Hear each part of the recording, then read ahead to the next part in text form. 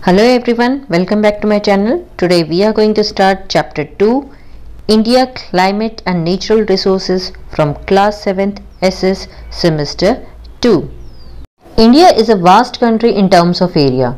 Due to the vast natural diversities, the climate conditions differ from region to region. Climate refers to the average weather condition over a long period of time. The altitude of the place, location of mountains, plateaus, distance from the sea or ocean, the tides and currents of the sea or the ocean and forest cover play an important role in creating the climatic condition of a place. अगर हम क्षेत्रफल की दृष्टि से बात करें तो भारत एक बहुत ही बड़ा विशाल देश है। विशाल प्राकृतिक विविधताओं के कारण जलवायु परिस्थितियों एक क्षेत्र से दूसरे क्षेत्र से अलग होती है।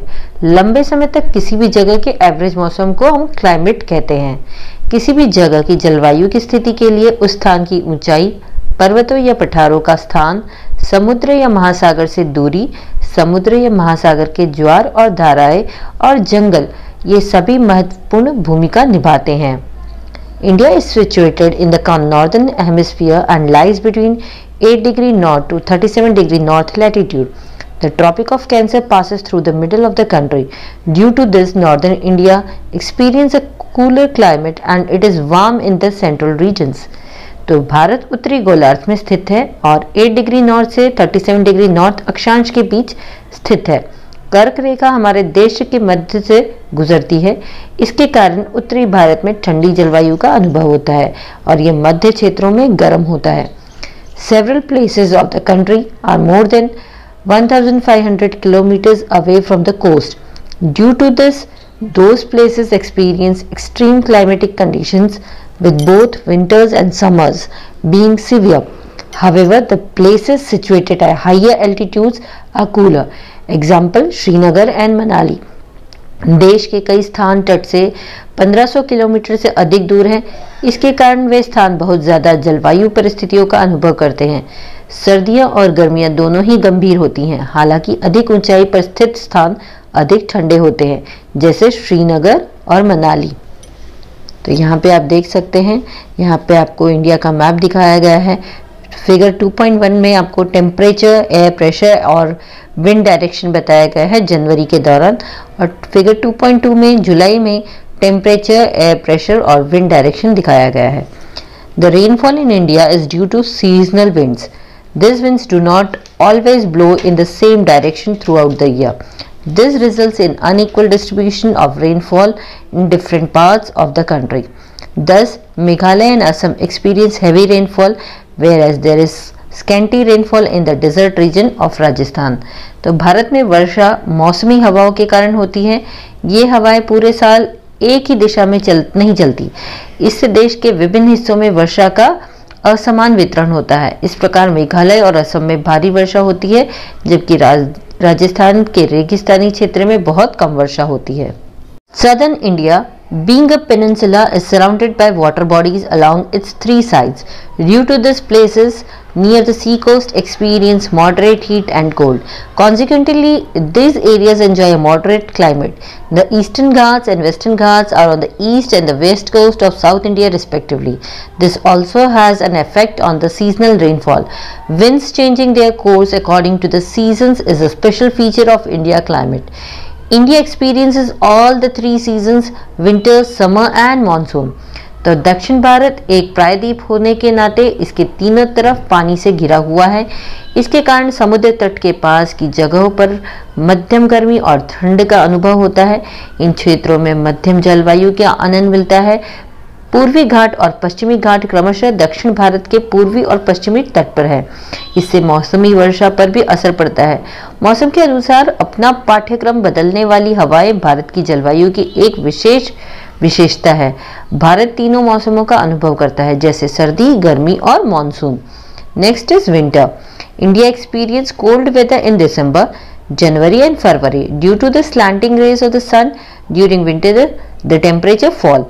Places in northern and northeastern India like Shimla and Darjeeling experience extremely cold temperature.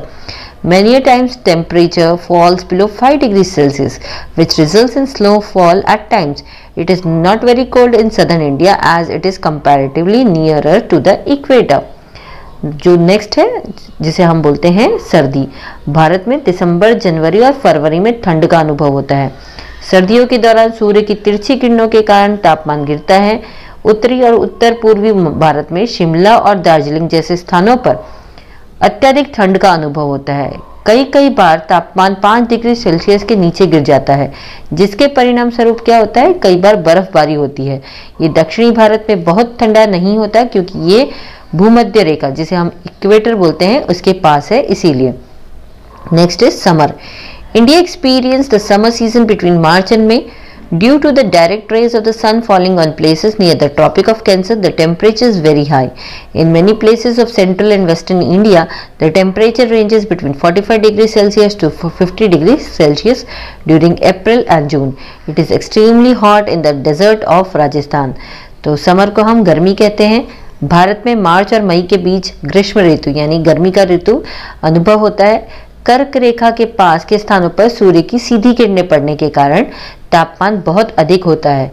मध्य और पश्चिमी भारत के कई स्थानों पर अप्रैल जून के दौरान तापमान 45 डिग्री सेल्सियस से 50 डिग्री सेल्सियस के बीच में रहता है। यह राजस्थान के रेगिस्तान में बेहद गर्म इसके कारण हो जाता है। Next is monsoon. Monsoon is a very important season of India. It lasts from June September. India receives approximately 80% rainfall during this months. The winds blowing across the Arabian Sea enter India through the Malabar coast of Kerala. That region receives more than 300 centimeters of rain. The winds blowing across the Bay of Bengal brings rainfall to the eastern parts of India like West Bengal, Assam, Meghalaya, etc. The retreating monsoon winds bring rainfall to Punjab, Himachal Pradesh and Uttarakhand in the months of October and November. अब बारी आती है monsoon की। Monsoon यानी कि बारिश का मौसम। तो मानसून भारत का बहुत ही महत्वपूर्ण मौसम है। ये जून से सितंबर तक रहता है। भारत में इन महीनों के दौरान लगभग 80% वर्षा होती है। अरब सागर से बहने वाली हवाएं केरल के मालाबार तट से होकर भारत में प्रवेश करती है। उस क्षेत्र में 300 सेंटीमीटर से अधिक बारिश होती है। बंगाल की खाड़ी में बहने वाली हवाएं भारत की पूर्वी हिस्सों जैसे पश्चिम बंगाल, मेघालय, असम में वर्षा लाती है। मानसूनी हवाएं पीछे यानी वापस जाते जाते अक्टूबर से नवंबर के महीनों में पंजाब, हिमाचल प्रदेश और उत्तराखंड में वर्षा लाती है। Next is effect of climate on human life. Climate has tremendous effect on human life. This effect is visible in the diet, lifestyle and nature of the people. तो effect of climate on human life मतलब मानव जीवन पर जलवायु का क्या प्रभाव पड़ता है। तो जलवायु का मानव जीवन पर जबरदस्त प्रभाव पड़ता है। ये प्रभाव लोगों की आहार, जीवन शैली और प्रकृति में दिखाई देता है। Rajasthan faces water scarcity and hence most of the houses have wall terraces to store water. तो राजस्थान में पानी की कमी का सामना करना पड़ रहा है, इसीलिए ज़्यादातर घरों में पानी जमा करने के लिए छत वाली दीवारें हैं। People in northern India use woolen garments to protect themselves from extreme cold, while people of South India prefer cotton clothes to protect themselves from heat. The people of the desert regions wear loose cotton clothes to prevent themselves from the continuous heat and protect themselves from the sand blowing across the desert. They also cover their heads with a cloth piece, that is large handkerchief, to protect their head and hair from the sand. तो उत्तर भारत में लोग ऊनी कपड़ों का उपयोग करते हैं ताकि वे खुद को अत्यधिक ठंड से बचा सके, जबकि दक्षिण भारत के लोग गर्मी से बचने के लिए सूती कपड़े पसंद करते हैं। रेगिस्तानी क्षेत्रों के लोग खुद को बचाने के लिए ढीले सूती कपड़े पहनते हैं ताकि वह अपने आप को लगातार गर्मी और रेगिस्तान में बहती रेत से खुद को बचा सकें। वे अपने सिर और बालों को रेत से बचाने के लिए अपने सिर को एक कपड़े के टुकड़े से ढक देते हैं। Due to the varied climatic condition across India, the people of Gujarat are usually engaged in businesses. The people of Punjab are mostly soldiers, while the people of northern India are involved in agriculture. Similarly, the nomads of deserts are engaged in animal husbandry. तो भारत में अलग अलग जलवायु परिस्थितियों के कारण गुजरात के लोग आमतौर पर व्यवसायों में लगे हुए हैं, पंजाब के लोग ज़्यादातर सैनिक हैं और उत्तर भारत के लोग कृषि में शामिल हैं। इसी तरह रेगिस्तान के खानाबदोश पशुपालन में लगे हुए हैं। Wheat is the staple food of the people of the coastal areas of Gujarat, while rice and fish form the staple diet of the people of Tamil Nadu, Kerala and West Bengal. गेहूं गुजरात के तटीय क्षेत्रों के लोगों का मुख्य भोजन है, जबकि चावल और मछली तमिलनाडु, केरल और पश्चिम बंगाल के लोगों का मुख्य आहार है। So till here, in our next video we'll continue the chapter. Bye bye.